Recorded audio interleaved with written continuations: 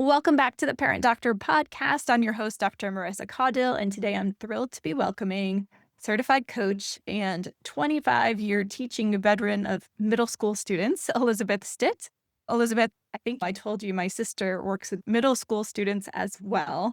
And having a seventh grader, I just want you to know my hat is off to you. Anyone who can work with that age group for any length of time, but never mind 25 years, is a saint.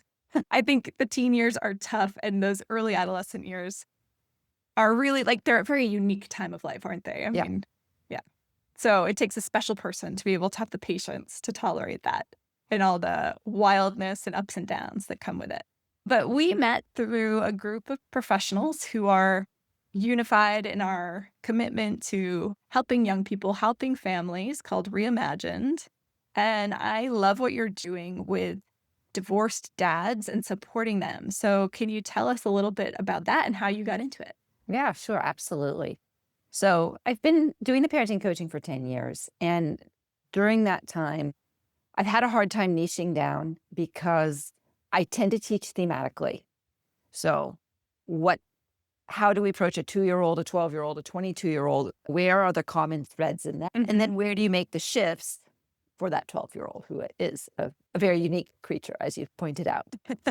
And yet, as I have been engaged in this work in the last 10 years, I began to see that I really liked working with single fathers and divorced fathers, partly because I feel like they're underserved, For sure. and partly because they're super focused, right? They are coming at a time in their life when there's a lot of change and there's a lot of pain, and they really don't want to mess this up. They really want to have a good relationship with their children, and they want to establish a home where their kids can thrive.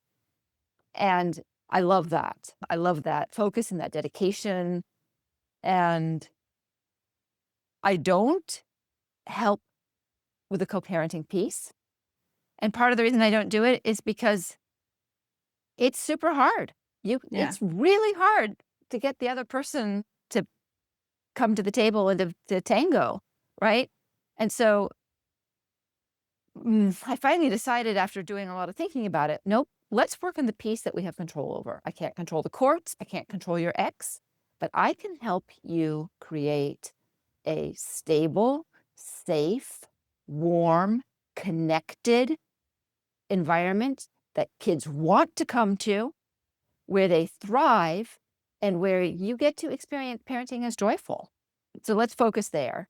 And then the happy reality of it is that the skills that parents gain, that dads gain in creating that household and becoming the primary parent, we can talk more about that idea, becoming the primary parent in their own home, gives them a calm, a self-confidence, and really improves their interactions with their ex Yeah, I'm sure. in an indirect way. I think that's so powerful. So as a child psychiatrist, over the last 18 years, I've worked with a number of kids who are in families going through divorce or who are with divorced parents. In that situation, as the primary physician for a child, I didn't have the ability to just work with one parent or the other. And you're absolutely right that there's a lot of difficulty that comes with trying to help parents co-parent when neither parent has the kind of personalized support and someone in their court like you are for these dads who's helping them see we have to focus only on what you can control. The rest of it is just irrelevant and a waste of energy, right? Or at Yeah. least not the most efficient use of your I energy mean, to be focusing you can on. wish. Yes. You can wish, and you will inevitably have feelings and emotions and thoughts about the things going on in the decisions by the court or by your ex. Of course, that's human. But when you can work with someone one-on-one, I can totally see the value in that for that individual father, for the child, for the ex-spouse. Everyone's going to benefit when any one person has someone to help them really focus on what is within our control. I think as human beings, when we are struggling in any relationship, if you're in therapy, if you're burnt out, if you're anything, that's the hardest step, isn't it? It's swallowing the bitter pill that I can't actually change this situation. I can only accept that all that's in my control is in my control Yeah, and work with what I it's hard. have. It is hard. But it's beautiful that you can do that work. So tell me more about how you are executing it now. 10 years is a long time to be doing parent coaching. And you did that then before the pandemic and after the pandemic. I'm Yeah. curious, did things shift? Because for most of medicine, things really shifted to more telehealth, Zoom-based work, right, after the pandemic. Did that happen I for you was an too? early Zoom adopter. I started using Zoom in 2017, Oh, there you go. Nice. and I think it was fairly new after they got started, and we could use Skype before that, and I was actually even coaching by phone, and Nice. people always go, how can you coach when you can't see people?" But what happens is that your ear gets super attuned to the quality of the silences and to the little articulations and even Mhm. becomes really evocative. So Zoom just made things a little bit easier, a little bit more efficient, actually, after doing the phone coaching. That's good. And of course, it's fun. It's really fun to encounter parents all over the world and all different cultures I and to be bet. able to see where are things different, where are they the same. So how does that look for you? What things have you noticed? Like, how is a dad's role different in another country versus the US, or in one culture versus another that you've noticed? For sure, I'd say the US is further in the idea of both parents being equally responsible for things. And I say further because it's a very mature household where you have two parents stepping up to the plate equally and both holding the mental load. And I don't know any households, honestly, like that. Like 50-50, truly 50-50. I think They the probably do exist. I think to the extent that they exist is to the extent that there's a little bit of you're going to take care of these things and you're going to take care of these things and you're going to hold the mental load for these things and you're going to hold the mental load for those things over there. And that actually is, if you think about if you had a partner in your practice or even as a solo entrepreneur, I'm deciding what are the pieces I want to hold and then what are the pieces that I want to hand off. I have a beyond fabulous assistant. She takes my social media and she runs with it. Mhm. I do not think about my social media. We check in, we have alignment conversations, but for the most part, she goes off and she executes it. I do not think about it. So Yeah. it's possible to Mhm. be running the same mission and going in the same direction and to take whole pieces of it and to hand it off to somebody else and to just know that's your piece. This is my piece. And not that it has to be written in stone, not that it can't shift, but it is an efficient way for parents to, especially for moms, not to have to feel that everything is on their plate. Like at the end of the day, the buck stops with me. Yeah. I want to get back to dads, but I'm going to make one more comment about this. And that is my urging for mothers, and this is true whether you're in the same household or whether you're parenting from two households, is once you hand something over, you've got to let your spouse, you've got to let them fail. You have to let them manage it the way that they want to manage. And then you have to let them fail and then reflect and then refine and do something different the next time. Because it's just like with your kid. If you keep Mhm. swooping in and rescuing your kids, why should they make the adjustment? Or why should they care? 100%. And this is so hard. So my sister, like I said, she is a middle school guidance counselor. I joke that like we do the same thing, but I just get paid more money as a child psychiatrist. But so we read some book called The Manager Mom Epidemic or something like that. And in this book, he talks about complete transfer. Give your husband, I'm completely transferring this task to you. And while I think that is, in theory, the goal that we all should have, like you're saying, you're responsible for these things and I'm responsible for these things. And ideally, it's fluid and not necessarily fixed. The bottom line is whether you're completely transferring a task to your kids or to your spouse, it's so hard to do that because I think the idea that you're just going to, with an adult, with your partner, again, maybe this is a little too my problem. Maybe I'm self-disclosing, but I assume that my husband can do whatever it is that I'm going to give him to do, make the kids lunches or do the grocery shopping or make the dinner, right? I assume you're an adult, you know how to do this. But the reality is, anytime we're transferring a task, especially if we are the type of person who's a little bit controlling or a little bit type A, we need to assume that the person we're delegating and transferring to might need actually a period of time where you're doing it with them, you're letting them do it while checking in with you, then they're Do I doing it hear how independently. condescending that is? Yes, but I think this is what you need to do with kids, right? Like Yes. if it's a new task like Yeah. that, right? And Yeah. actually, for my business partner, my husband, it's not to do it in a condescending way, but I think that having that understood of, I want you to be able to do this. Do you feel comfortable doing it right now? In some cases, yes, they're going to be Yes. like, yes, I can do that. In other cases, they really don't know. And then if it's been this complete transfer, and my assumption is you will do it, and then they come back and they're like, but how do I do it? Then I feel angry because it's like you said you could. So I think it just requires a little bit more conversation before you just dump it on someone. Like you have to have some buy-in with the And I delegation wouldn't and the say I division of wouldn't say labor. you get to dump it. Like, this is how I do chores with the kids in the house. This is how I recommend families do it. I recommend you write down absolutely everything you can think of from January 1st to December 31st that needs to get done in a household to have it run smoothly. Like, you put all the tasks down that you can think of, and you group them and you categorize them, and you even break them down into pretty small pieces, because we all know that getting dinner on the table is about 16 discrete tasks. So when we list it out as 16 discrete tasks, then people can have buy-in to which part they're willing to take on or willing to try. And so for kids, let's just talk about kids for a moment. For kids, when we say we would like you to take on 3 or 4 of our household jobs because we're a family and we work together and we support each other, what of these things looks like something that you'd like to either that you already feel you know how to do or like you'd like to learn how to do? Now there's a lot of buy-in. And as long as we support that with a lot of praise and a lot of acknowledging where they're doing it right and worrying less about where they're doing it wrong, we're going to build them, we're going to bring them slowly towards our definition of, Yeah. or we're going to realize that their right is good enough. Yeah. And that the value of them taking it on and owning it is so much greater than our system being put into place.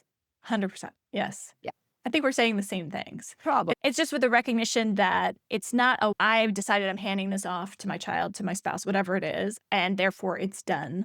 That's a setup for failure. Like we have to accept that there needs to be buy-in, like you were just Yes. describing. Yeah. There needs to be a lot of conversation about it. Yeah. It can't just be like, your room needs to be clean. That's way too vague. Like Way it too needs to vague. be a specific, like, I totally agree. Like thinking about a task, this is the expectation. This is what I want it to look like. This is what an empty dishwasher is and what an empty dishwasher is not.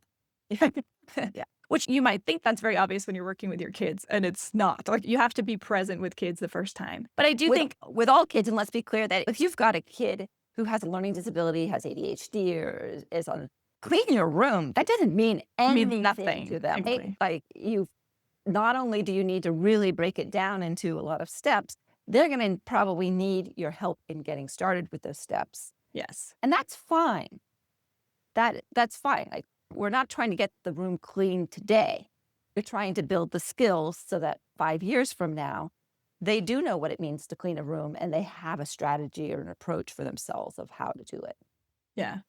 So for me personally, what's really helped is in all these situations that we're talking about, whether we're talking about delegating things and sharing responsibilities in a marriage or helping your kids to learn new tasks and get better at them, it's about sharing making sure you're on the same page about what the goal is, and then being able to not judge when the attempt has been made and just be like, how do you invite them to say, like, how do you think it went? What went well? What didn't go well? How can I support you better? Did you have questions? And I think what you were saying is so important, that it's like, it's a process. It's a multiple iterations before it's going to be perfect. And even once you delegate something to anyone, you have to accept that they're going to put their spin on it and it's not going to be exactly like what you wanted. And so that's easier for some people just temperamentally than for others. Of course, I'm getting better at it, although it's a work in progress. I imagine now, thinking back to your divorced dads or even any divorced couple, like for people who are like me, type A, and it needs to be my way, it's got to be a lot harder in these two-parent households, two ways of doing things. Like there are rules at mom's house, rules at dad's house. Do you Yeah. find that as well? And Yeah. how do you guide people in that Yeah. So, situation? so part of the reason that I don't want to touch the co-parenting piece is because then you're trying to make you're trying to help them find ways to find commonality and do it together. And you just rub up against Yeah. usually mom's sense of there is a right way to do things. Yeah. And that's super hard. Whereas if we just keep saying, you can't, and I deal with divorced moms too. And I just keep reminding them, like, I know it's so hard. Like, not sending your baby away to an environment that you can't control and that in some regard you didn't choose. Even if you chose the divorce, nobody realizes when they're choosing divorce that they're also choosing to have their child go into an environment that they can't control. Yeah. Like Yeah. they don't realize that. It's a little bit like being pregnant. Yeah. Somebody can tell you that, but you don't get it viscerally until you're actually in the middle of it and experiencing it. But for the divorced dads, I think it's actually exciting because, what I'm saying to them is your job is to become the primary parent in your own home. And what does that look like? And what does that mean? And one of the things I emphasized with them is you can't be in a position where you're saying, oh, I'll ask your mom. Like, Right. you need to know. You need to know all the schedules, all the phone numbers, all the ways to communicate to teachers, all the backup babysitters and carpool people and everything else. You need to know when the book reports are due, when the soccer cleats need to be there, and when it's okay to play in your sneakers. Like, all of that stuff. If you want the respect of being the primary parent, then you got to be the primary parent. You have to carry the mental load. Now, there's going to be things that require communication. When your ex says X, Y, or Z, you don't want to be like, oh, okay, what? Their vaccinations aren't up to date. Okay. You want to be coming back with going like, oh, you're right. I saw that. Thanks for noticing that too. And I'm on doctor's appointments. I'll make sure I've already included that. Okay. I am now very curious as you're saying this as Yeah. to how do you get men to own that? Curious. A friend wants to know, Elisabeth. Friend wants to know. Yeah. My friend wants to know. For one, I've created a PDF, a household planner that Okay. gives them space for all of that stuff. And I tell them, you need to print this out and put it in a binder because part of what that's going to do is it's going to be a concrete representation for your kids that you've got all the answers because it's right there in the household planner. And so the process of the planner in some ways is going to help them to think about things that they haven't necessarily had to be thinking about before. So we actually spend time going through and going, what's your system for making sure that there's enough toilet paper? Right? Because the toilet paper fairy does not come along and put it in the paper holder, put it under the sink, put it in the garage. Like the fairy, nope, there's nobody there anticipating all that. That's one of the things you have to have a system for. So the planner acts as a kind of guide and motivator to cover a lot of those things. And, as new things come up, I just modify the planner. How many pages long is this planner? 84. And a lot of it will be irrelevant, right? Because if you don't have a yard, maybe now you're in an apartment, then all the yard maintenance pieces you don't need. Or maybe you live in a city and you don't have a car, and so all the car maintenance pieces you don't need. But it really does try to cover lots and lots of scenarios. So you take a very granular approach. Yeah. And I'll say things like, I'm all for being spontaneous with meals. At the same time, I want you to have your 14 go-to meals. I want you to have them in the pantry, in the refrigerator.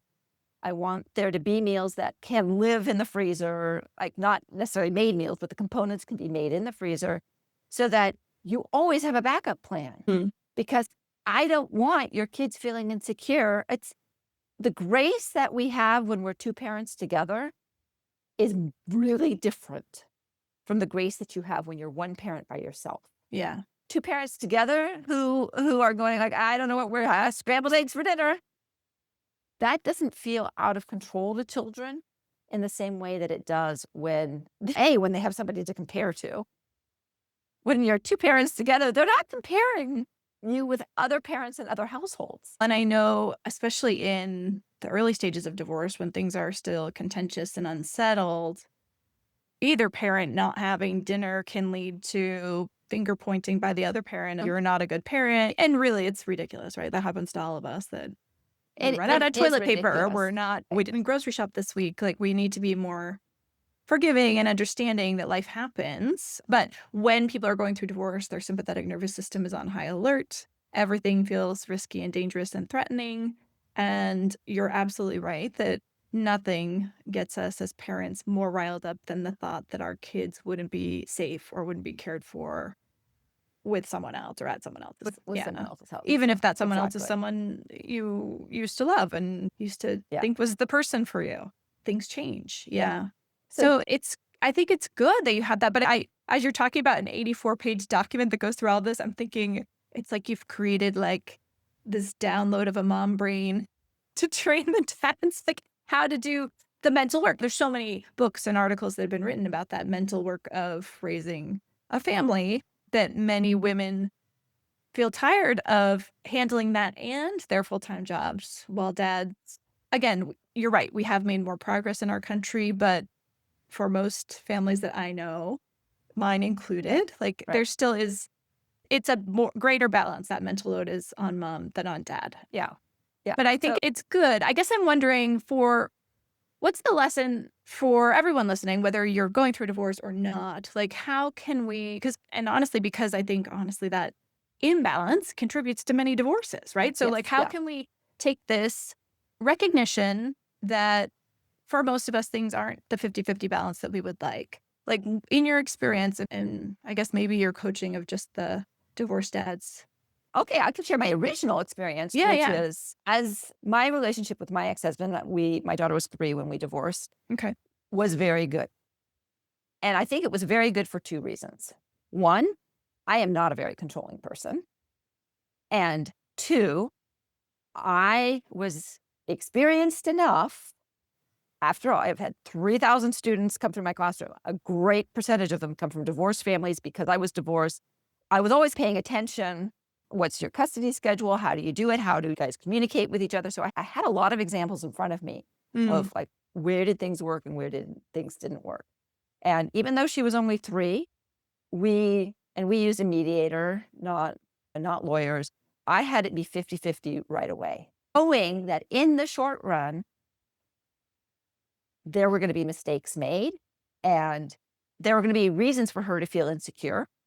And I just made it my job to say, yeah, that's great. This is good. This is all fine. Daddy's learning. He's going to figure this stuff out. Don't worry about it. You're safe. You're fine. You're good. Daddy forgot that. Next time he'll remember. Yeah. And to his credit, he did. Even though he himself had ADHD, he really stepped up to the plate. And I believe that part of his stepping up to the plate was my complete faith and trust that he would. Yeah. My second husband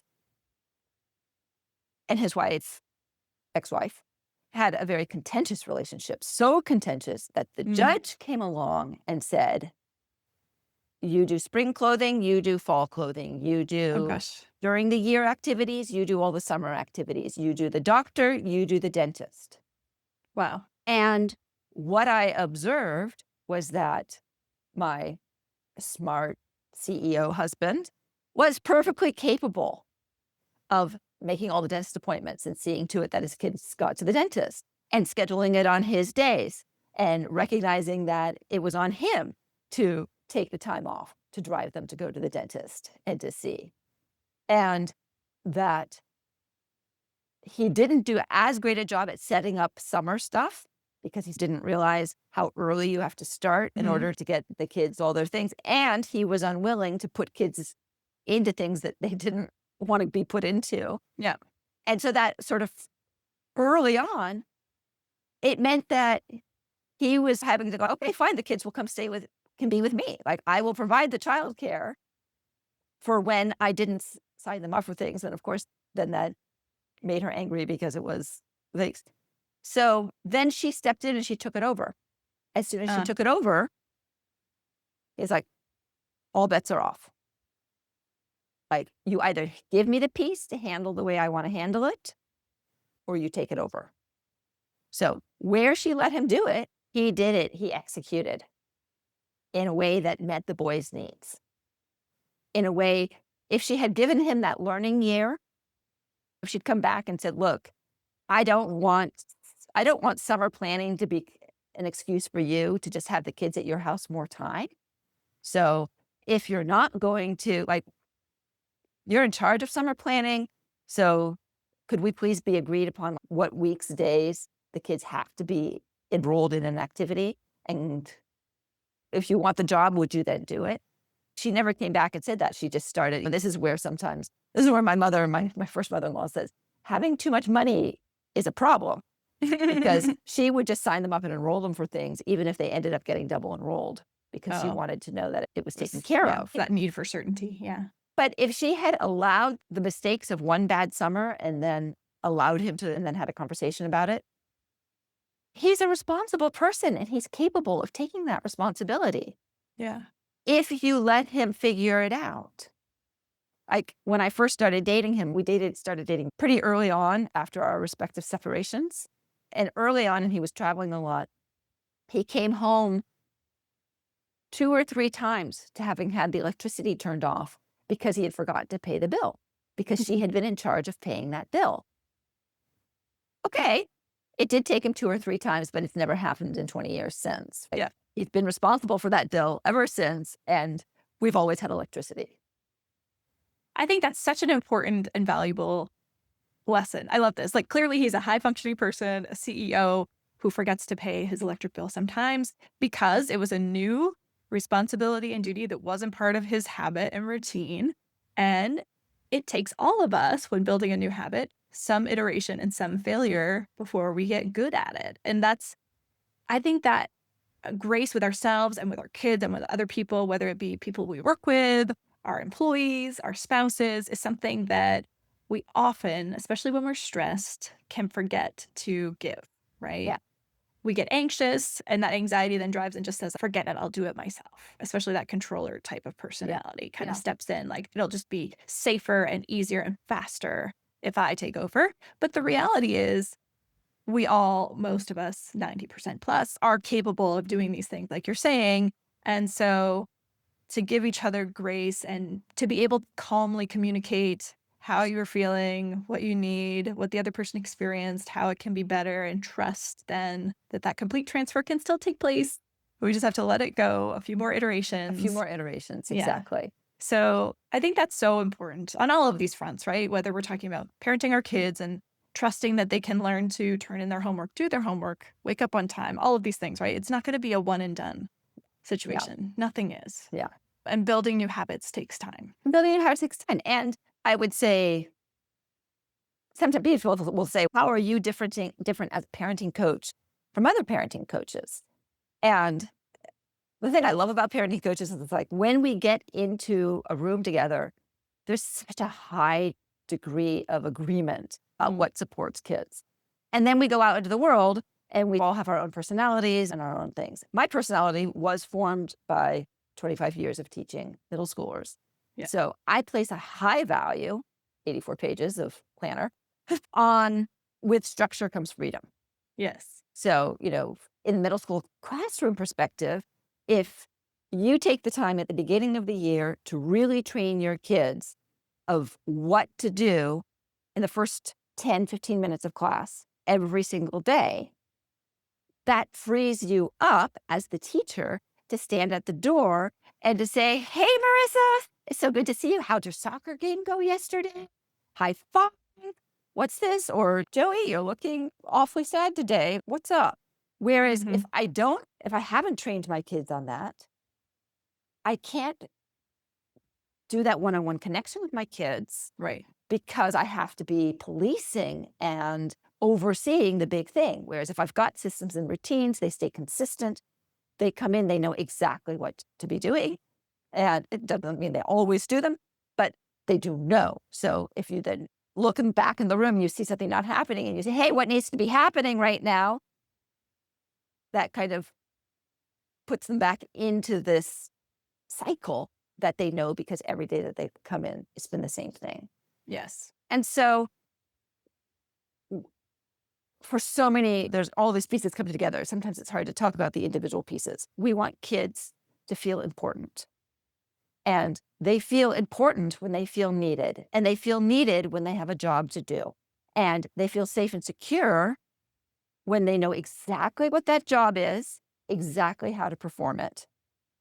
And they know they're going to make their parent happy. Yeah. And then we can praise the bejeebers out of them with appreciation.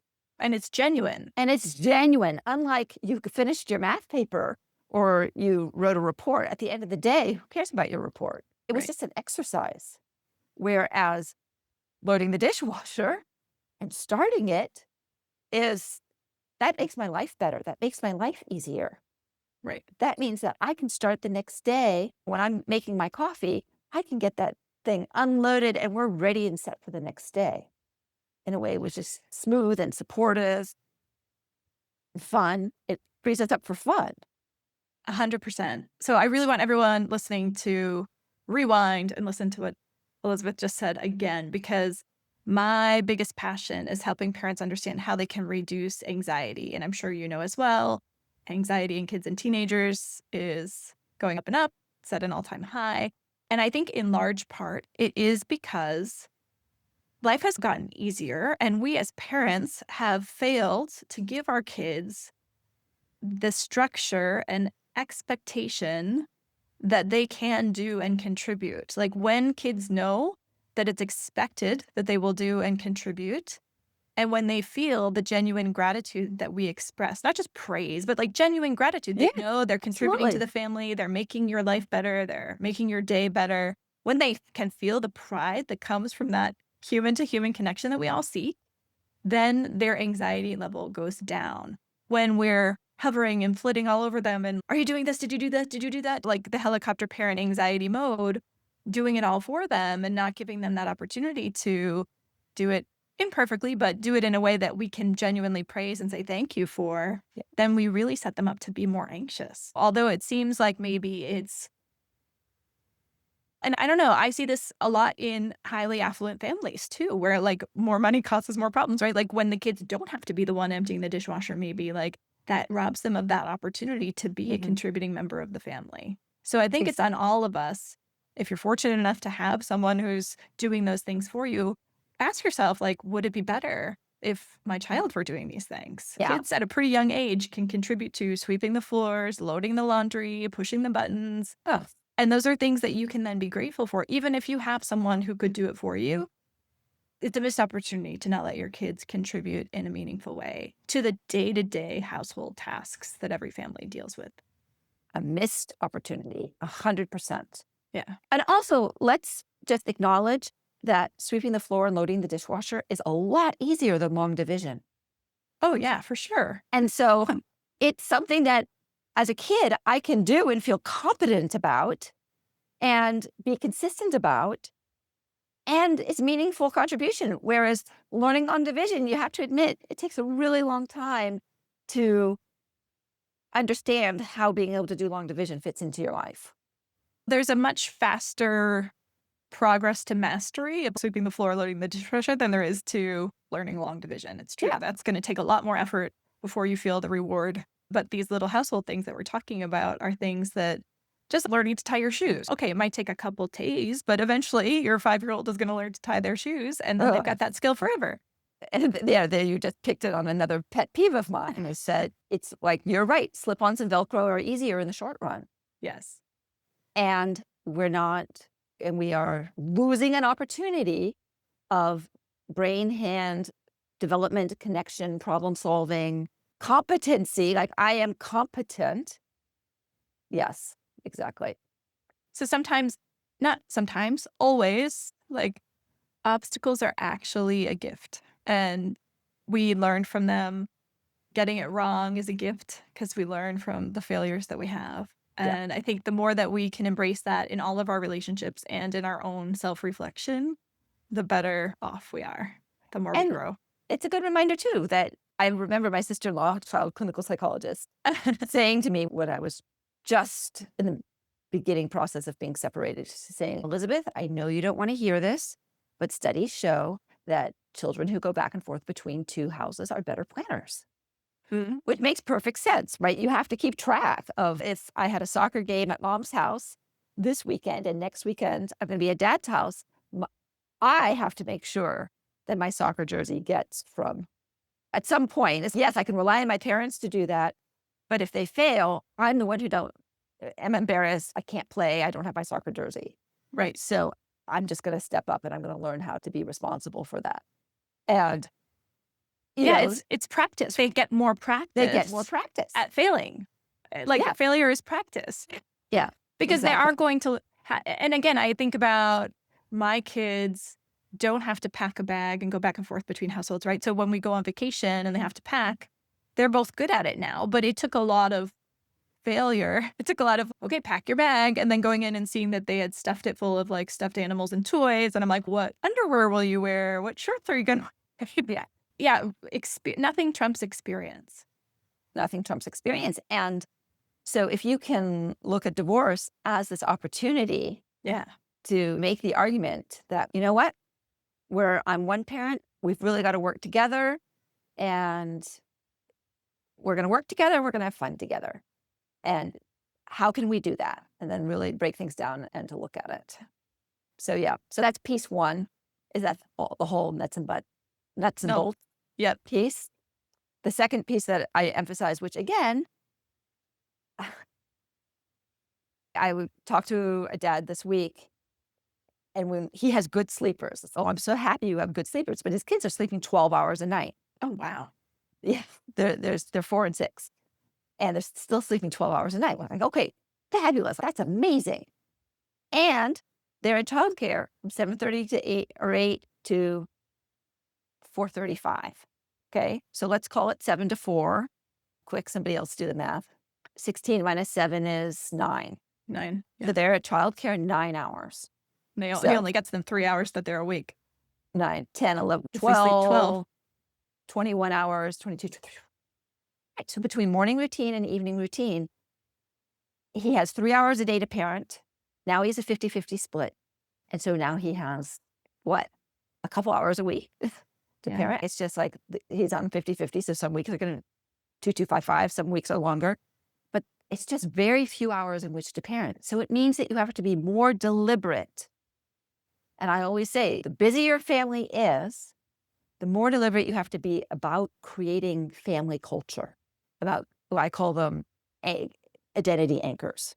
Yeah. Like you have to have these really deliberate, concrete things that are anchoring you into this is my family, this is my home, this is what this feels like. So again, we want to create systems and routines for that. But I always say, even if you're not a religious family, I want you to say grace or the equivalent of grace at the table, because repeating the same words of gratitude every time you sit down at the table, and every time is clearly it's every other, it's not every single night, but every time is going to create that sense of, I am Yeah. home. This is what it feels like to be home. And it can be hard for people to hold space for there can be two places that feel like home. But as a middle school teacher, I know that my job is to have my kids feel at home Right. in my classroom, knowing that 58 minutes later, they're going to go and need to feel at home in Mrs. Caudill's classroom. And it's the same thing here. It's like Yeah. the two things aren't mutually exclusive, but I've got a pretty narrow window in which I can create that feeling. And as I said, even if you're two parents living there, the busier you are, the more you have to be deliberate about creating those anchors. I think that's really a wonderful takeaway. I'm making mental notes right now on how we can do a better job of that in our household. And I think all of us need to be intentional about that. One of the 5 pillars of empowered parenting that I teach is defining direction, which is about that identity that you were discussing. Having a family mission statement, having your kids really know what it feels like and means to be who they are within your family is very important. And I think often if you don't pause with intentionality, whether it's at the start of your meals together to do some kind of version of grace or a couple times a year to have a family planning or to have a family meeting once a week, if you don't make the time, it won't happen. It doesn't happen by accident. It happens by creation and intention. And it doesn't take a lot of effort, but it means so much. I think you can't underestimate what you were just describing, those habits, those routines, those traditions, whether it's in the classroom, whether it's at home, all of them contribute to that feeling of being at home you were describing. I think of as neurobiologically, that's felt safety. It's like a down regulation of our sympathetic nervous system. It's knowing that this is comfortable, this is safe, I can be myself. And in that space is where true connection happens. And that's what's so important and so protective for our kids in terms of their mental health and their development.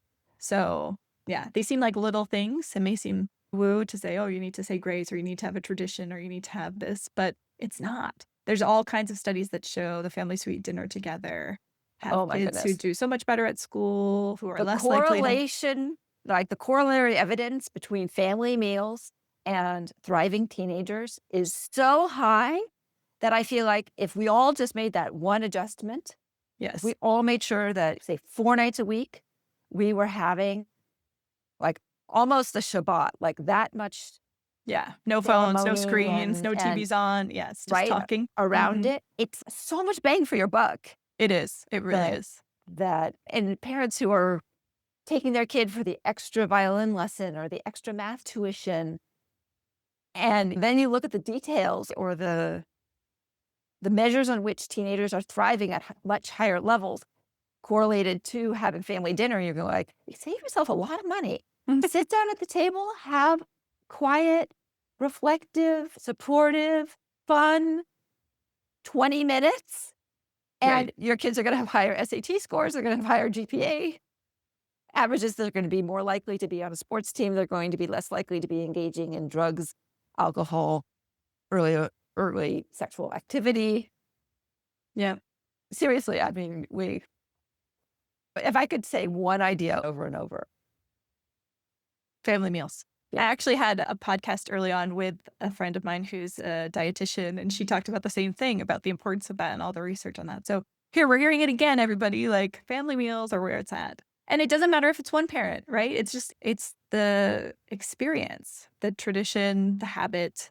Got a client whose oldest daughter has gone off to college. He's been divorced for some time, but now older daughters, and it's just he and his son now.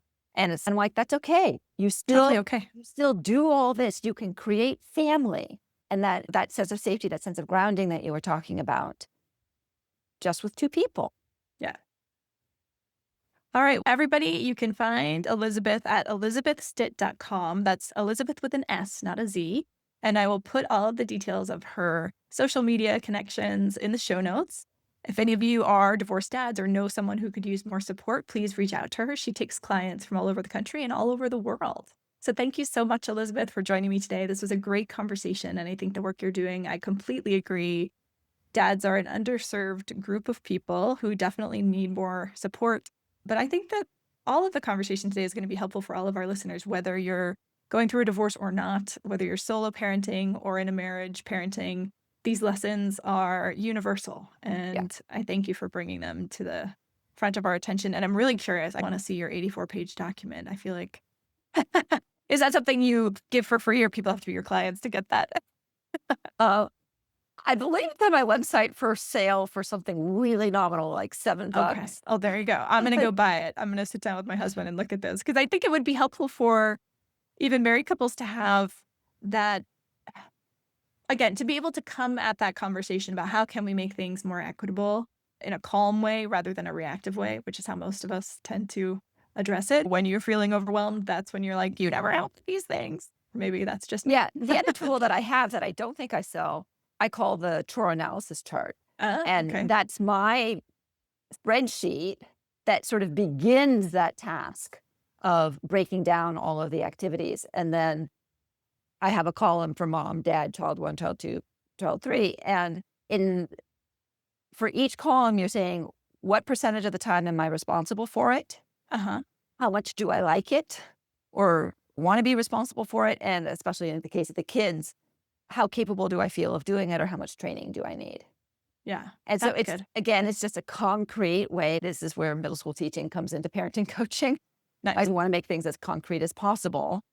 And it's just that initial conversation. It gives us a vehicle for, and if we fill it out ourselves, and if I put, I'm 70% responsible for getting meals on the table, and dad puts, he's 70% responsible for putting meals on the table, that becomes a reason for conversation. Okay, Yeah. we both, and maybe it's okay that we both feel like we're doing more, but kind of Yes. let's look at the reality of it. Yep. Yeah. All right. Those are great conversation starters. And I'm looking at your resources.